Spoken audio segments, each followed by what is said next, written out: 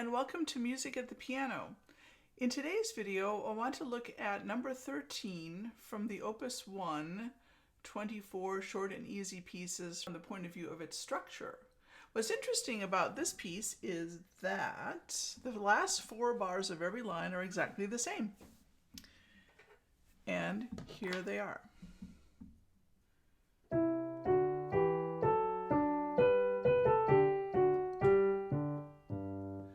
So I would recommend learning those 4 bars first, either for yourself or to have your student learn them first. And then point out to them that they know half the piece already. The next line that I would learn, if I were being strategic about it, is the line that has measures 17, 18, 19, and 20 in it. Because that 4 bars only happens once. And it goes like this.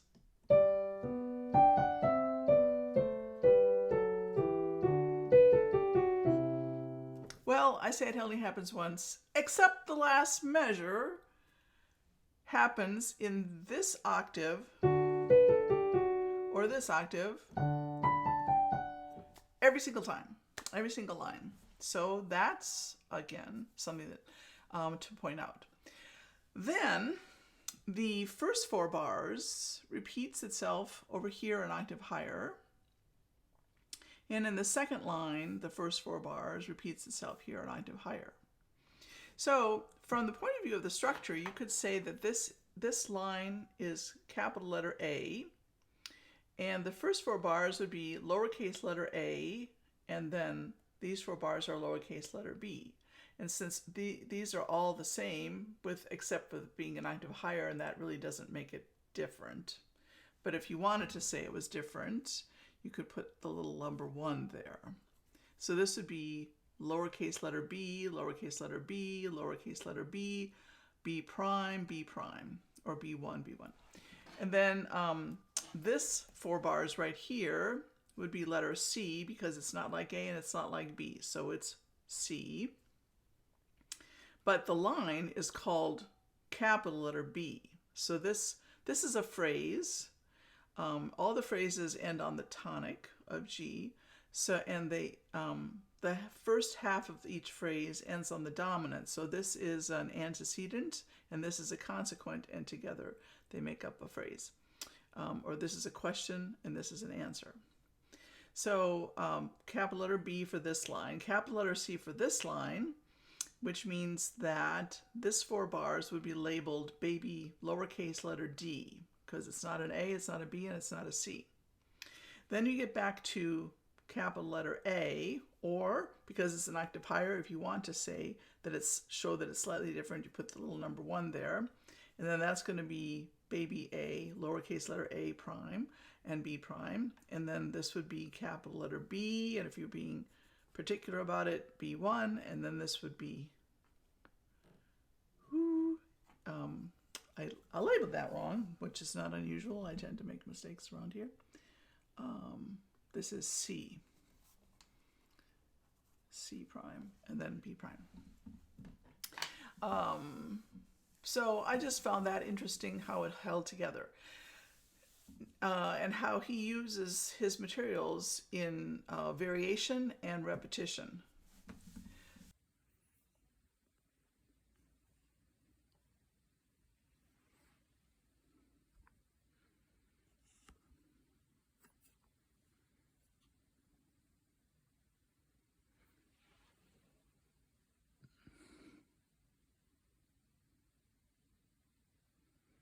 Okay, we are having to switch to an emergency situation here with my iPhone. So what I want to do is go over the solfège in the order that I would recommend that you practice the piece. So I'll play the right hand and sing the solfège, and that gives you the opportunity to practice your right hand or practice your treble clef solfège along with me. And then I'll do the left hand, and then I'll go to the little D section here and do the same thing. And then I'll just do this and this because they are the same, only in a different octave down here. And then I'll play the piece for you one time without repeats, looking at the score. and then we'll go to the talking heads portion. So here, you'll start on la, and I need to get the keyboard to warm up. Sorry about that. He did, we're going to find out later that Reinagle composed sets of variations as well. So I just think it's interesting that he does a little bit of variation type thing with this, but an awful lot of repetition. So here we have la, ti, do, re, so, mi, re, do, ti, do. And the left hand is fa, sol, la, ti, do, fa, so, do. And there's a variety of things you could do to put them hands together. You could play the whole right hand and the first note of each measure in the left hand.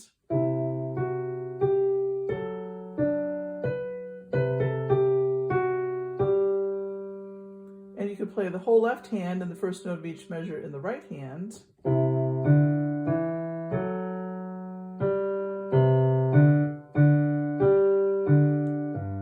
And by that time, your brain would probably be ready for you to play it hands together.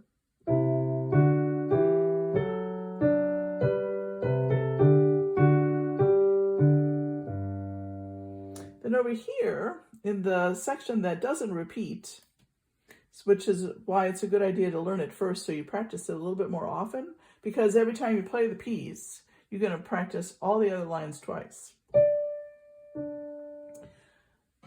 So, sorry, just kidding. So, do, ti, la, so, fa, mi, re, do, ti, la.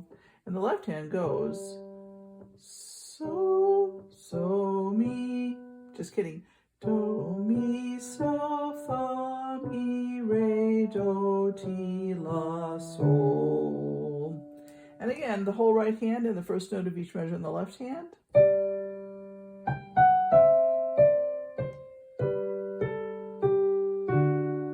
And the whole left hand and the first note of each measure in the right hand.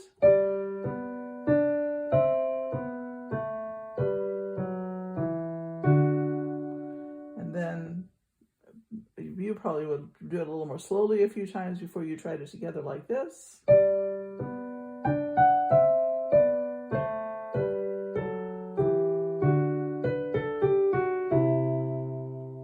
Then you've got this first section here. Do, fa, mi, re, so, fa, mi, re, do, ti, la. And the left hand is do, ti, so, ti, la, so. Whole right hand and the first note of each measure in the left hand.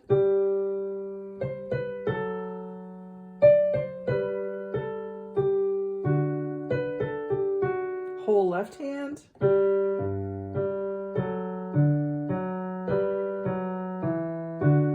I just think that you see patterns that you wouldn't see otherwise when you just put everything all together all at once. I think when you break it up like this, you start to see patterns. Your brain starts to make more sense of the piece.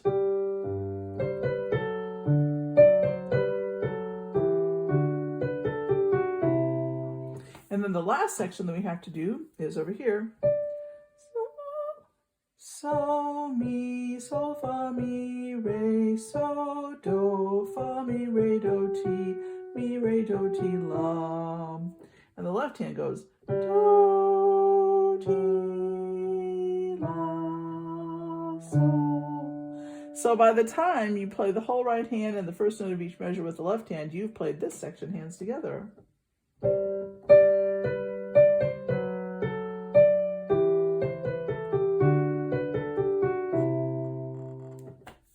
And then, for fun, you could practice different ways. You could practice this line, and then these two lines, and then these three lines. And you could practice this line, and these two lines, and these three lines. And, you know, just mix it up every day so it's a little bit different until you're very comfortable playing it, hands together. And like I said, I did an overhead view, which I'll link in the description and the comments. But now I'll play it hands together with you looking at the score, but I'm not going to take the repeats for time.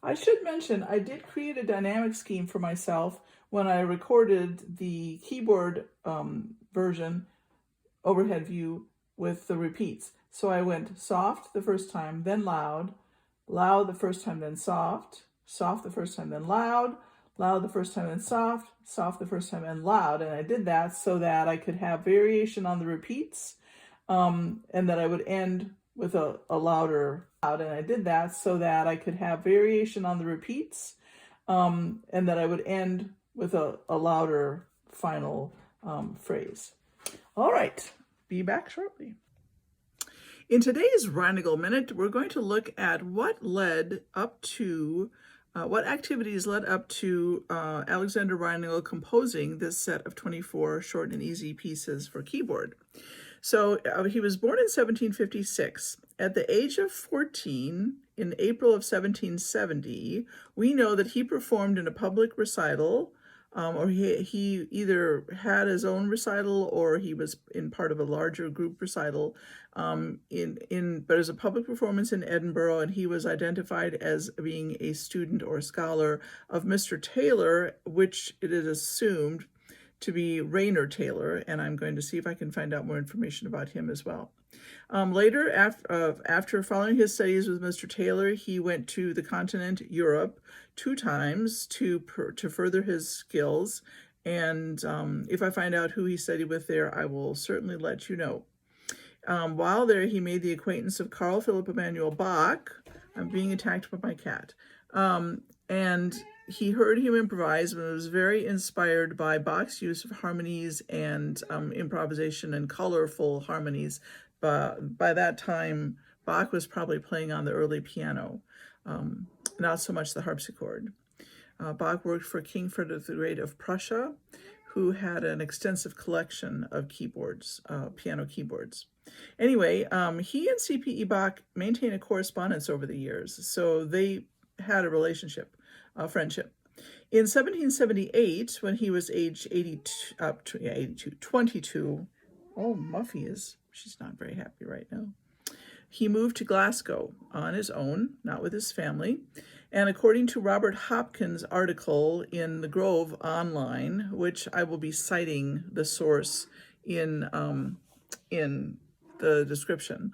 Well, and this article has been revised by Kate Van Winkler Heller. She has a long name. But according to this source, when he was 22, he began teaching and also managing concerts. And he taught singing and keyboard, which was kind of keyboard instruments, which at that time would have been the organ, the harpsichord, or the early piano. He did have an organ position at a church. It was called the Episcopal Chapel at the time, and later became known as the something on the Green. I'll have to, somewhere around here. Yes, it was later known as St. Andrew's on the Green. And that might be today's name for it as well. So he was lucky to have a church position because not all of the churches in Scotland had organs. And he also started, he advertised for group piano lessons, which even in the 1700s was a thing in England and in Scotland. And he advertised both for private lessons and group lessons. And it's not clear from the sources how successful his group lessons were, but he did a good job of explaining what they were in the advertisement. And this is where he issued his 2 sets of keyboard lessons for beginners. And we are currently working through the first set, which is available on IMSLP. I have that link for you. The second set is not, but I just ordered it from Growth Music. I may have gotten the last copy, and I also ordered a selection of the Scots pieces that he made into variations that was edited by Maurice Hinson and the author of the other article that I'm using, Anne McClenny Krause.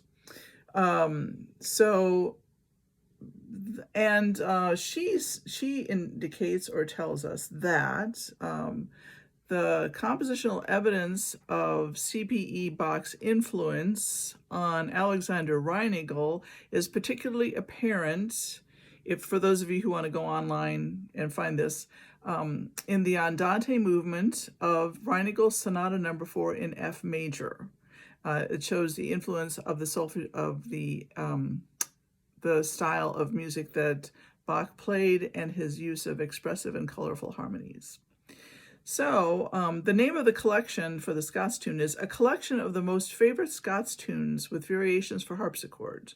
And apparently people in England and Scotland really like sets of variations, and the Scots fiddlers in particular liked variations.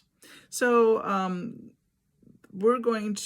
of the things I'm going to explore in future videos is the background of the Edinburgh Musical Society, especially as it pertains to Alexander Reinagle's father, Joseph, because it really furthered his career and also gave Alexander a chance as he was growing up to experience all this really fine music, and he did work for them for a while himself.